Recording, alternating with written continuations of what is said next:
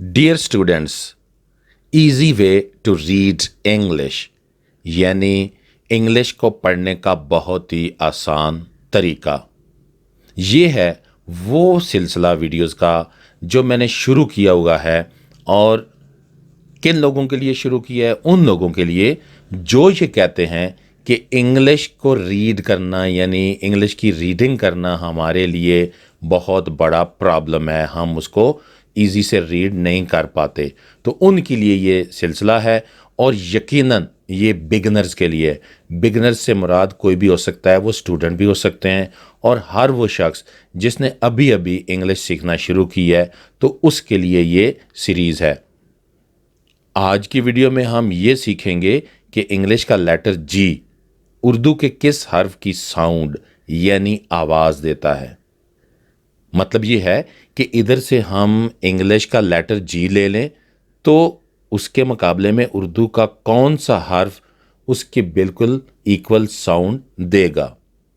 लेकिन इससे पहले मेरी आपसे दरख्वास्त है कि अगर आपने इससे पहले वाली वीडियोस नहीं देखी तो ज़रूर देख लीजिएगा।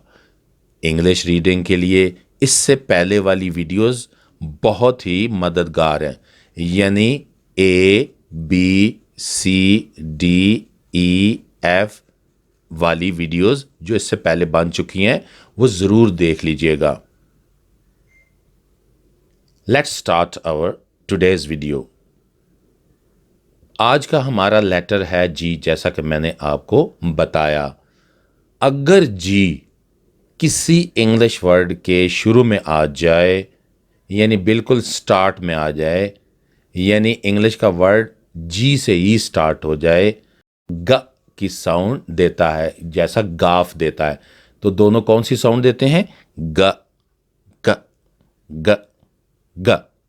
लेकिन उसके लिए एक शर्त है कि अगर वो वर्ड स्टार्ट हो रहा है जी से तो जी के फौरन बाद ई या आई ना आए, क्योंकि जी ई और जी आई की जो साउंड्स हैं यानी आवाज़ें हैं वो अकेली जी से बिल्कुल मुख्तलिफ है।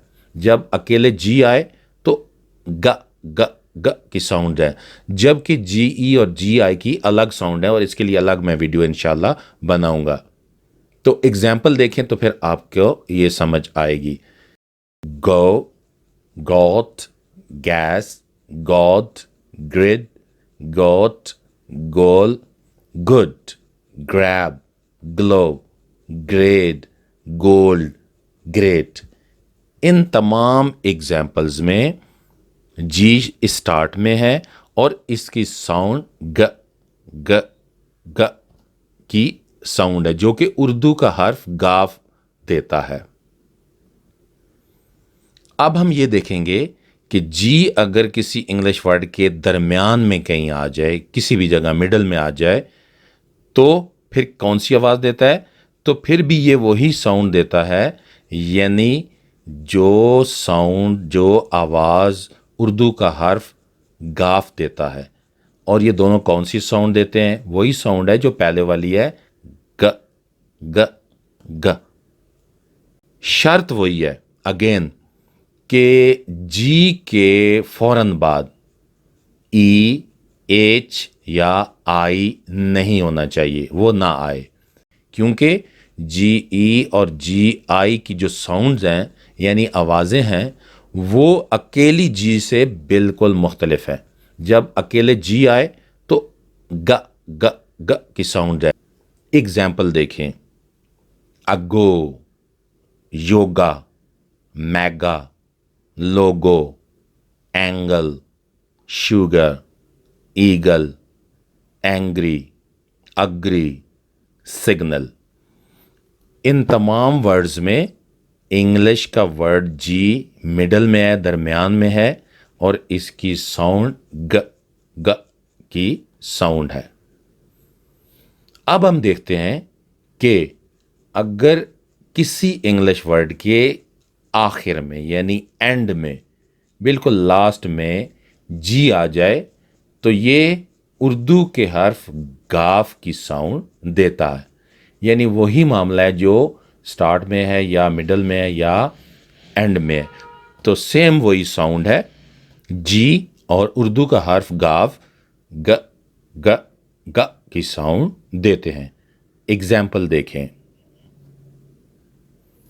जग, fig, dog, bag, big, fog, stag, wing, flag, long, plug, frog, ring, log. तो कंक्लूजन क्या हुआ? मैं ये कह सकता हूं कि जी अकेला, चाहे वो किसी इंग्लिश वर्ड के स्टार्ट में आए, चाहे वो किसी इंग्लिश वर्ड के मिडल में आए, चाहे वो किसी इंग्लिश वर्ड के एंड पे आए, इसकी साउंड हमेशा उर्दू के हर्फ गाफ की साउंड होती है, यानी ग ग ग। लेकिन शर्त वही है कि जी के फौरन बाद ई या एच या आई ना आए, क्योंकि उनकी साउंड्स टोटली डिफरेंट है अकेली जी के मुकाबले में। इस सीरीज का जो अगला पार्ट है वो नेक्स्ट वीडियो में दिया गया है, and link is given in the description. Thank you so much for watching my video.